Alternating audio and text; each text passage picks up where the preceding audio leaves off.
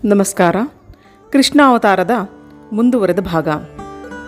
ಮಧುರಾಗಮನ ಕಾಲದಲ್ಲಿ ಅಕ್ರೂರ ಕಂಡ ದಿವ್ಯ ದರ್ಶನ. ಸಾಯಂಕಾಲ ಊಟವಾದ ಮೇಲೆ ಶ್ರೀಕೃಷ್ಣನು ಬಂಧುಗಳ ಯೋಗಕ್ಷೇಮವನ್ನು ಕೇಳಿದನು. ಕಂಸನು ದುರ್ನಯವನ್ನು ತಿಳಿದುಕೊಂಡನು. ವಸುದೇವನನ್ನು ಸಂಹರಿಸಲು ಕಂಸನು ಹೊರಟಾಗ ನಾರದರು ಅದನ್ನು ನಿವಾರಿಸಿದ್ದನ್ನು ಅಕ್ರೂರನ್ನು ತಿಳಿಸಿದನು. ಅದರಂತೆ ನಾಳೆ ಧನುರ್ಯಾಗಕ್ಕೆ ಕರೆಯಿಸಿ ನಿಮ್ಮಿರುವರನ್ನು ಸಂಹರಿಸುವ ಯೋಜನೆ ಇಟ್ಟುಕೊಂಡುದನ್ನು ಬಲರಾಮಕೃಷ್ಣರಿಗೆ ಹೇಳಿದನು.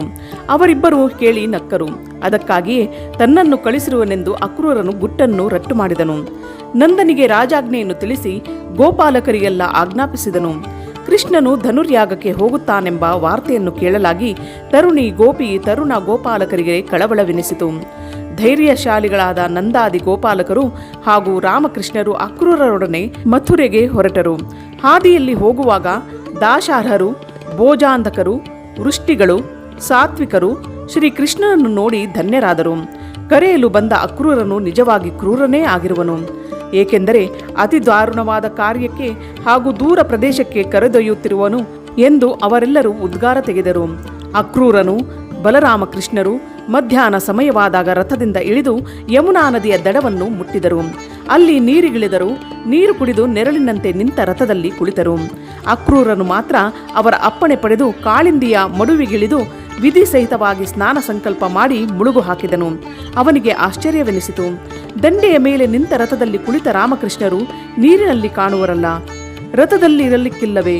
ಮೇಲಕ್ಕೇರಿ ಬಂದು ನೋಡುತ್ತಾನೆ, ರಥದಲ್ಲಿ ಕುಲುಕುಲು ನಗುತ್ತಾ ಬಲರಾಮಕೃಷ್ಣರು ಕುಳಿತಿರುವರು. ಭ್ರಾಂತಿಯೋ ಏನೋ ಹೀಗೆಂದು ವಿಚಾರಿಸಿ ಪುನಃ ಮುಳುಗಿದನು. ಅಲ್ಲಿ ಸಿದ್ಧರು ಭುಜಂಗಪತಿಗಳು ಸ್ತುತಿಸುತ್ತಿರುವ ಶೇಷನನ್ನು ಕಂಡನು. ಅವನಿಗೆ 1000 ಹೆಡೆಗಳಿದ್ದವು.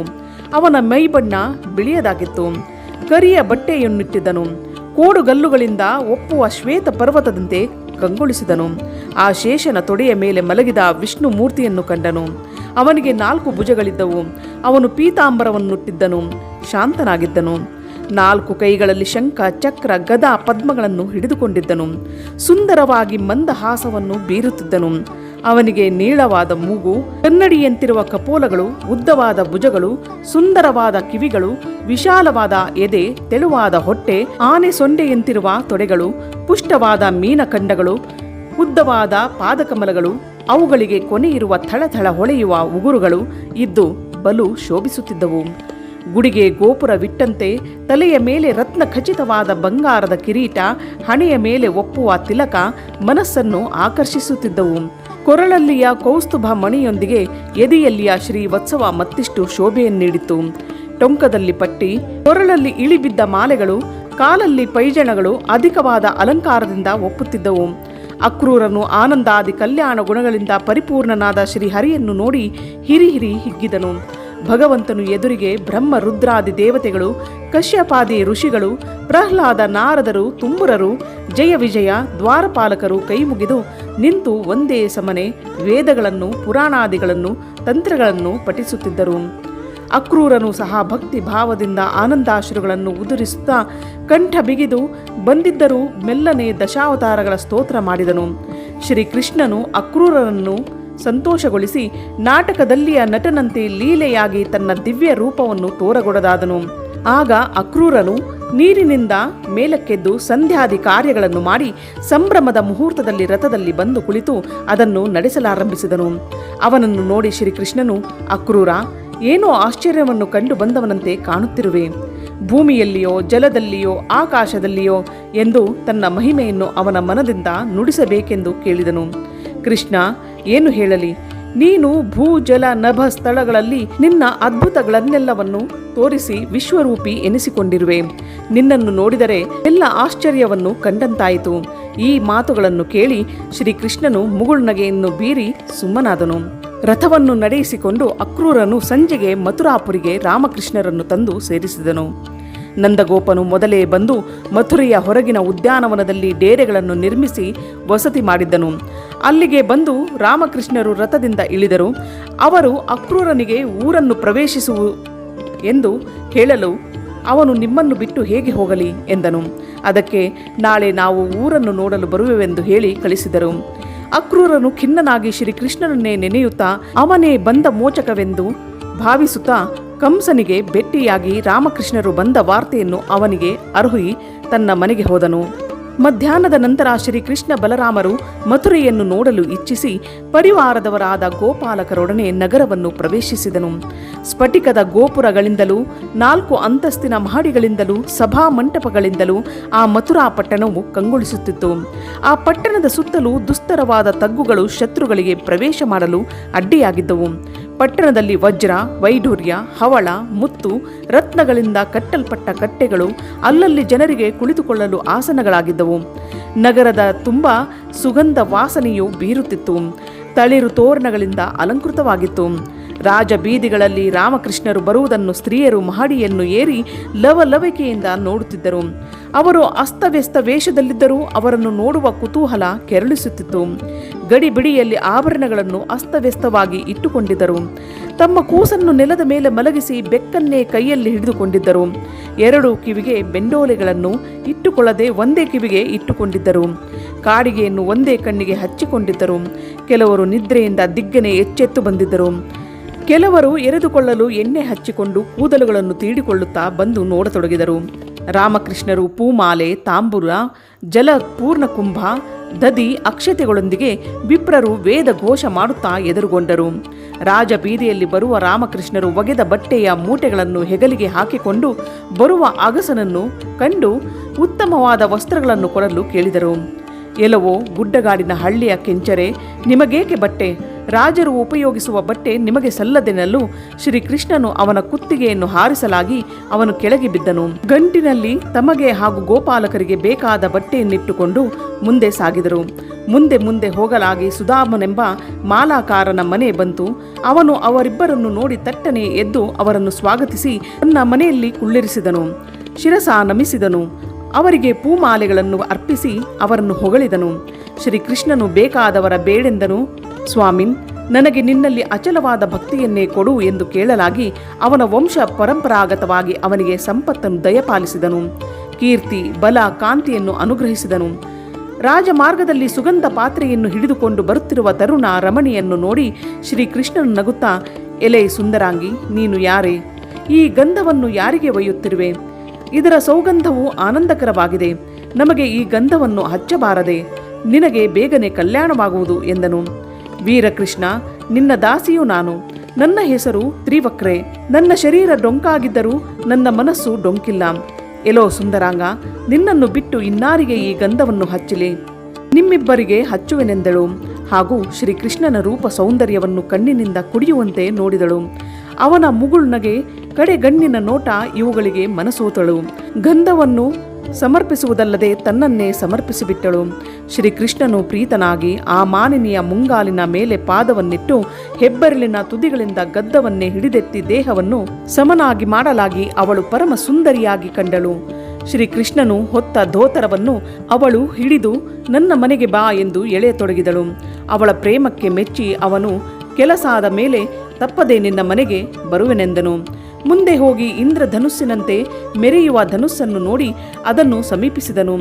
ಆ ಧನುಸ್ಸಿನ ರಕ್ಷಕರು ಅದರ ಸಮೀಪಕ್ಕೆ ಹೋಗಬೇಡವೆಂದರೂ ಕೇಳದೆ ರಾಮ ಅವತಾರದಂತೆ ಸಹಜವಾಗಿ ಆ ಧನುಸ್ಸನ್ನು ಕಬ್ಬಿನ ಜಲ್ಲೆಗಳು ಮುರಿದಂತೆ ತುಂಡು ಮಾಡಿ ಒಗೆದು ಬಿಟ್ಟನು.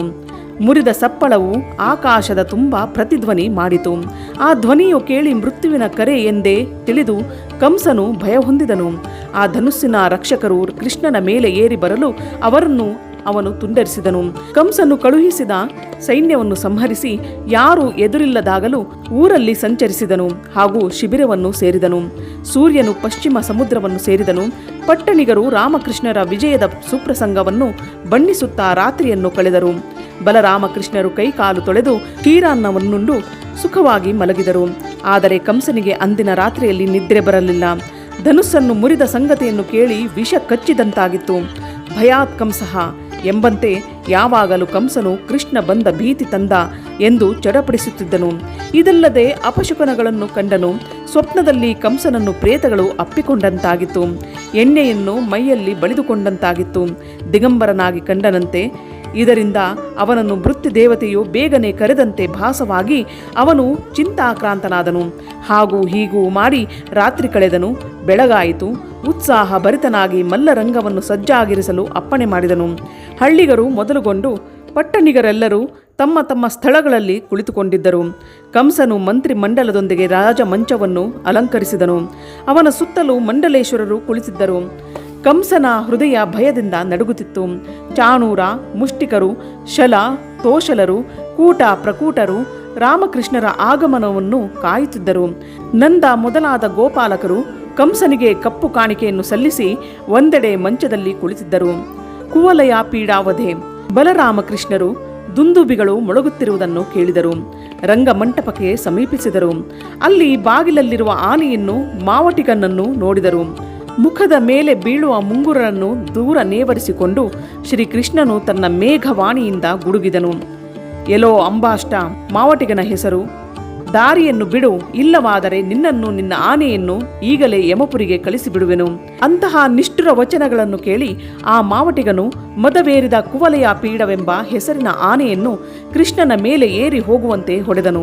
ಕೃಷ್ಣನು ತಪ್ಪಿಸಿಕೊಂಡು ಆ ಆನೆಯನ್ನು ಮುಷ್ಟಿಯಿಂದ ಗುದ್ದಿದನು ಹಾಗೂ ಅದರ ಪಾದಗಳ ಕೆಳಗೆ ಅಡಗಿ ಕುಳಿತನು. ಆನೆಯು ಸೊಂಡಿಲಿನಿಂದ ಅವನನ್ನು ಮೂಸಿ ನೋಡಿತು. ಅದು ಅವನನ್ನು ಸೊಂಡಿಲಿನಿಂದ ಹಿಡಿಯಲು ಹವಣಿಸಿದಾಗ ಅವನು ಪಾರಾಗಿ ಅದರ ಬಾಲವನ್ನು ಹಿಡಿದು ಕರುವಿನಂತೆ ಅದನ್ನು ಗಿರಗಿರನೆ ತಿರುಗಿಸಿ 100 ಧನಸ್ಸಿನ ದೂರ ಎಸೆದು ಬಿಟ್ಟನು. ಅಷ್ಟಕ್ಕೆ ಬಿಡದೆ ಆ ಆನೆಯ ಮುಂದೆ ಬಂದು ನಿಂತು ಕೈಯಿಂದ ಅದನ್ನು ಪುನಃ ಪುನಃ ಗುದ್ದಿದನು.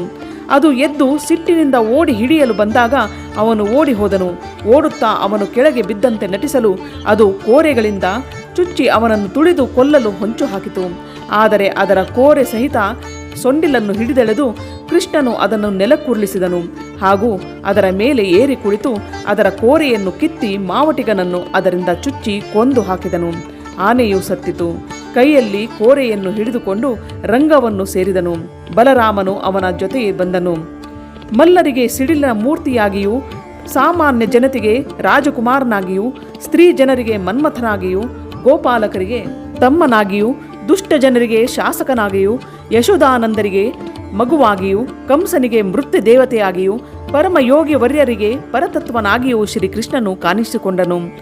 10,000 ಆನೆಗಳ ಬಲವುಳ್ಳ ಕುವಲಯ ಪೀಡವು ಕಣ್ಣು ಮುಕ್ಕಿತೆಂದು ಕೇಳಿದ ಕಂಸನು ಎಷ್ಟೇ ಧೈರ್ಯವಂತನಾಗಿದ್ದರೂ ಅವನಿಗೆ ನಡುಕ ಹುಟ್ಟಿತು. ಚಾಣೂರ ಮುಷ್ಟಿಕರು ರಾಮಕೃಷ್ಣರನ್ನು ಕುಸ್ತಿಯಾಡಲು ಕರೆದನು. ಆಗಲಿ, ಈಗಲೇ ನಡೆಯಲೆಂದು ಕೃಷ್ಣನು ಹೇಳುತ್ತಾ ಚಾಣೂರನೊಡನೆ ಕಾದಾಡಲು ಸಿದ್ಧನಾದಾಗ ಬಲರಾಮನು ಮುಷ್ಟಿಕನೊಡನೆ ಕಾದಾಡಲು ಮುಂದೆ ಬಂದು ನಿಂತನು. ಕುಸ್ತಿಯನ್ನಾಡುವ ಮಲ್ಲರೊಡನೆ ಬಾಲಕರನ್ನು ನೋಡಿ ಮಹಿಳೆಯರು ಕಣ್ಣೀರಿಟ್ಟು ಗೋಳಾಡಿದರು. ಅಯ್ಯೋ, ಏನಿದು ಅನ್ಯಾಯ! ಸುಕುಮಾರ ಬಾಲಕರಲ್ಲಿ ಈ ಮಲ್ಲರಲ್ಲಿ ಸಮಬಲ ಉಳ್ಳವರೇ ಈ ಬಾಲಕರು. ರಾಜನು ಸುಮ್ಮನೆ ಕುಳಿತಿರುವನಲ್ಲ. ನಾವು ಮಾತನಾಡಿದರೆ ವಿರೋಧ. ಶ್ರೀಕೃಷ್ಣನು ತನ್ನ ವೈರಿಯನ್ನು ಸಂಹರಿಸಲು ನಿಶ್ಚಯಿಸಿ ವಜ್ರದಂತಿರುವ ಮುಷ್ಟಿಗಳಿಂದ ಚಾಣೂರನನ್ನು ಗುದ್ದಿದನು. ಅದರಿಂದ ಚಾಣೂರನ ಮೈ ನುಗ್ಗಾಯಿತು. ಅವನು ಸಿಡಿದೆದ್ದು ಕೃಷ್ಣನ ಎದೆಗೆ 2 ಮುಷ್ಟಿಗಳನ್ನಿತ್ತನು. ಕೃಷ್ಣನಿಗೆ ಪೂಮಾಲೆಯಿಂದ ಹೊಡೆದಂತಾಯಿತು. ಆದ್ದರಿಂದ ಕೃಷ್ಣನು ಅವನ ಮೇಲೆ ಹಾರಿ ಅವನನ್ನು ಹಿಡಿದು ಮೇಲಕ್ಕೆತ್ತಿ ಗಿರಗಿರನೆ ತಿರುಗಿಸಿ ನೆಲಕ್ಕಪ್ಪಳಿಸಲಾಗಿ ಚಾಣೂರನು ಮರಣವನ್ನಪ್ಪಿದನು. ಕೃಷ್ಣನಂತೆಯೇ ಬಲರಾಮನು ಮುಷ್ಟಿಕನನ್ನು ಗುದ್ದಿ ನೆಲಕ್ಕೆ ಕೆಡವಿ ಸಂಹರಿಸಿದನು. ಬಾಯಿ ರಕ್ತಕಾರಿ ಬೇರು ಕಡಿದುಕೊಂಡ ಮರದಂತೆ ಮುಷ್ಟಿಕನು ನೆಲಕ್ಕೆ ಉರುಳಿದಂತಾಯಿತು. ಕೂಟ, ಶಲರನ್ನು ರಾಮಕೃಷ್ಣರು ತಮ್ಮ ಎಡಗೈಯಿಂದಲೇ ಗುದ್ದಿ ಕೊಂದು ಹಾಕಲಾಗಿ ಇನ್ನುಳಿದ ಮಲ್ಲರು ಪ್ರಾಣ ರಕ್ಷಣೆಗಾಗಿ ಓಡಿ ಹೋಗಿ ಪಾರಾದರು. ಇದನ್ನು ಕಂಡ ಕಂಸನು ಕೆಂಡವಾಗಿ ವಾದ್ಯಗಳ ಸಪ್ಪಳವನ್ನು ನಿಲ್ಲಿಸಿ, ಎಲೋ ಯಾರಲ್ಲಿ, ಈ ವಸುದೇವನ ಮಕ್ಕಳನ್ನು ಹೊರದೂಡಿರಿ. ವಸುದೇವ, ದೇವಕಿ, ಗೋಪಾಲಕರನ್ನು ಕೂಡಲೇ ಸಂಹರಿಸಿರಿ ಎಂದು ಒದರಿಕೊಂಡನು. ಈ ಮಾತುಗಳನ್ನು ಕೇಳಿ ಕೃಷ್ಣನು ರಾಜಮಂಚವನ್ನು ಆಕ್ರಮಿಸಲಾಗಿ ಕಂಸನು ಖಡ್ಗಪಾಣಿಯಾಗಿ ಎದುರಿಸಲು ನಿಂತನು. ಹದ್ದು ಸರ್ಪವನ್ನಂತೆ ಕೃಷ್ಣನು ಕಂಸನ ತಲೆಕೂದಲುಗಳನ್ನು ಎಳೆದಾಡಿ ಅವನನ್ನು ನೆಲಕ್ಕುರುಳುವಂತೆ ದಬ್ಬಿಬಿಟ್ಟನು. ಕಂಸನ ಹಾರ ಕಿರೀಟಗಳು ಕಳಚಿಬಿದ್ದವು. ಅವನು ಭ್ರಾಂತನಾಗಿ ಬಿದ್ದಿರಲು ಅವನ ಎದೆಯ ಮೇಲೆ ಕುಳಿತು ಗುದ್ದಿ ಅವನನ್ನು ಕೊಂದನು. ಸಿಂಹವು ಆನೆಯನ್ನು ಕೊಂದಂತಾಗಲು ಸಭಿಕರೆಲ್ಲರೂ ಹಾ ಹಾ ಎಂದರು. ಕಂಸನಲ್ಲಿದ್ದ ಭೃಗುವು ಉದ್ಧಾರ ಹೊಂದಿ ಅವನಲ್ಲಿದ್ದ ಇನ್ನೊಬ್ಬ ಕಲಾನೇಮಿಯು ನರಕವನ್ನು ಸೇರಿದನು. ಕಂಸನ ವಧೆಯಾಗಲು ಅವನ 8 ಮಂದಿ ತಮ್ಮಂದಿರು ಏರಿ ಬರಲಾಗಿ ಬಲರಾಮನು ಪರಿಘಾಯದಿಂದ ಅವರನ್ನೆಲ್ಲ ಸಂಹರಿಸಿದನು. ದೇವತೆಗಳು ಶ್ರೀಕೃಷ್ಣನನ್ನು ಹೊಗಳಿದರು. ಎಲೋ ಕಂಸನೆ, ಪಾಹಿ ಪಾಹಿ ಎಂದು ಅಪ್ಸರೆಯರು ಕುಣಿದಾಡಿದರು. ಗಂಧರ್ವರು ಸುಸ್ವರದಿಂದ ಕೃಷ್ಣನ ಲೀಲೆಗಳನ್ನು ಹಾಡಿದರು. ಕಂಸನ ಪತ್ನಿಯರು ಅವನನ್ನು ಅಪ್ಪಿಕೊಂಡರು. ಅತ್ತರು ಆ ರಾಜ ರಮಣೀಯರನ್ನು ಶ್ರೀಕೃಷ್ಣನು ಸಮಾಧಾನಪಡಿಸಿ ಕಂಸನಿಗೆ ಉತ್ತರ ಕ್ರಿಯಾದಿಗಳನ್ನು ಮಾಡಿಸಿದನು. ತಂದೆ ತಾಯಿಯರಾದ ವಸುದೇವ ದೇವಕಿಯರನ್ನು ಕಾರಾಗೃಹದಿಂದ ಬಿಡುಗಡೆ ಮಾಡಿಸಿದನು ಹಾಗೂ ಅವರಿಗೆ ವಂದಿಸಿದನು. ವಸುದೇವ ದೇವಕಿಯರು ಶ್ರೀಕೃಷ್ಣನ ಅದ್ಭುತ ಕಾರ್ಯವನ್ನು ಕಂಡು ಇವನು ಮಗನಲ್ಲವೆಂದು ಭಾವಿಸಿ ಮೂಕರಾದರು. ಆದರೂ ಕೃಷ್ಣನು ಮಂದಹಾಸ ಬೀರಿ ಪುನಃ ಅವರಿಬ್ಬರು ಮಗನೆಂದು ಭಾವಿಸುವಂತೆ ಮಾತನಾಡಿದನು. ನೀವಿಬ್ಬರು ನನ್ನ ಸಲುವಾಗಿ ಕಾರಾಗೃಹದಲ್ಲಿ ಬಹಳ ಕಷ್ಟವನ್ನು ಅನುಭವಿಸಬೇಕಾಯಿತು. ನಂದಗೋಪ ಹಾಗೂ ಯಶೋಧ ದೇವಿಯು ನನ್ನನ್ನು ಬಾಲ್ಯಾವಸ್ಥೆಯಲ್ಲಿ ಜೋಪಾನ ಮಾಡಿದರೆಂದನು ಹಾಗೂ ನನ್ನನ್ನು ಕ್ಷಮಿಸಿ ಎಂದು ಹೇಳಿಕೊಂಡನು. ನಾಲ್ವರು ಮೋಹಗೊಂಡು ರಾಮ ಕೃಷ್ಣ ಬನ್ನಿರಿ ಎಂದು ಕರೆದು ಅವರನ್ನು ಬಿಗಿದಪ್ಪಿಕೊಂಡು ಮುದ್ದಾಡಿದರು. ಉಗ್ರಸೇನ ರಾಜನನ್ನು ಪಟ್ಟಕ್ಕೆ ಶ್ರೀಕೃಷ್ಣನು ಕುಳ್ಳಿರಿಸಿ ಏನಾಜ್ಞೆ ಎಂದು ಕೇಳಿದನು. ಶ್ರೀಕೃಷ್ಣನು ಕಂಸನ ಭಯದಿಂದಲೇ ಊರು ಬಿಟ್ಟು ಹೋಗಿದ್ದ ಯದು, ವೃಷ್ಣಿ, ಮಧು, ದಾಶಾರಾದಿ ಸ್ವಕೀಯ ಜನರನ್ನು ಕರೆಯಿಸಿಕೊಂಡು ಅವರವರಿಗೆ ಅವರವರ ಸಂಪತ್ತನ್ನು ಒಪ್ಪಿಸಿ ಅವರನ್ನು ಸಮಾಧಾನಪಡಿಸಿದನು. ನಂದಗೋಪ ಹಾಗೂ ಯಶೋದೆಯರನ್ನು ಗೋಕುಲಕ್ಕೆ ಬೀಳ್ಕೊಟ್ಟರು. ರಾಮಕೃಷ್ಣರಿರುವರು ಉಪನಯನ ಮಾಡಿಸಿಕೊಂಡರು. ಸಾಂದೀಪನಿ ಗುರುಗಳ ಬಳಿ 64 ದಿನಗಳಿದ್ದು 64 ವಿದ್ಯೆಗಳನ್ನು ಕಲಿತರು. ಬರುವಾಗ ಅವರಿಗೆ ಅವರ ಮೃತಪುತ್ರನನ್ನು ಯಮಪುರಿಗೆ ಹೋಗಿ ಕೃಷ್ಣನು ತಂದುಕೊಟ್ಟನು. ಗುರುಗಳು ಹಾಗೂ ಗುರುಪತ್ನಿಯರು ಸಂತಸಗೊಂಡು ರಾಮಕೃಷ್ಣರನ್ನು ಹೊಗಳಿದರು. ಅವರ ಎಲ್ಲ ವಿದ್ಯೆಗಳು ಫಲಿಸಲೆಂದು ಆಶೀರ್ವದಿಸಿದರು. ಸುಧಾಮನೆಂಬುವವನು ರಾಮಕೃಷ್ಣರ ಸಹಾಧ್ಯಾಯಿ ಆಗಿದ್ದನು. ಶ್ರೀಕೃಷ್ಣಾವತಾರವು ಮುಂದುವರಿಯುವುದು.